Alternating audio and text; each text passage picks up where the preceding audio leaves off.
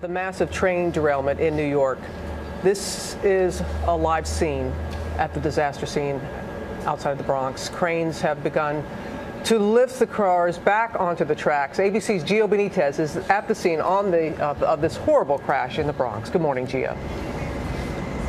Good morning to you, Robin. There you see it live. Those cranes hard at work right now, and so are investigators. In fact, ABC News has learned investigators will know today how fast this train was going and whether those brakes worked.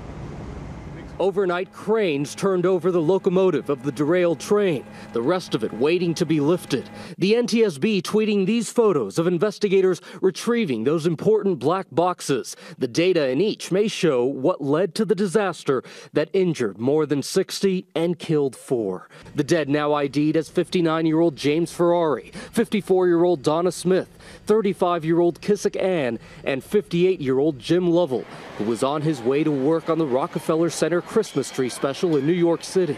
By the time I looked up, it was completely going off its track. I thought I'm going to die, to be honest. This picture, obtained by ABC affiliate WVEC, reportedly shows passengers standing inside a flipped-over car. And this new video shows the scene of the Metro North crash from a passing train. Our mission is to understand not just what happened, but why it happened. Investigators haven't said why the train derailed. The train's engineer, William Rockefeller Jr., pictured here, reportedly said he applied the brakes, but they didn't work. Rockefeller is reportedly a 20-year veteran of the MTA with a clean disciplinary record. The train left Poughkeepsie for New York's Grand Central Terminal at 5:54 a.m. Sunday. Nearly an hour and a half later, at 7:20, as the train reached this curve, the massive derailment. Ryan Kelly survived the crash, fracturing his hand. And everyone around you, I mean, were they okay? Everyone in my car was all right, except for one woman who was pinned between two seats. This accident happened in nearly the same spot where a freight train derailed just months ago in July. Police Commissioner Ray Kelly assuring commuters investigators will find answers. For people who use the train every day, what do you say to them? The systems are safe, just based on sheer volume.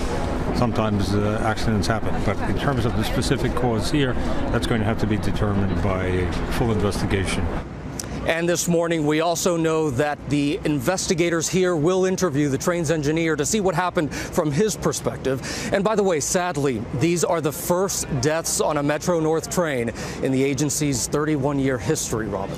Tragic, Gio. Thank you very much. And we are thinking of all the families that were affected, those that were injured, and the 4 families who lost loved ones. And we are thinking of our friends over at NBC as they are suffering a loss. Worked on the Today Show. We're thinking of them this morning.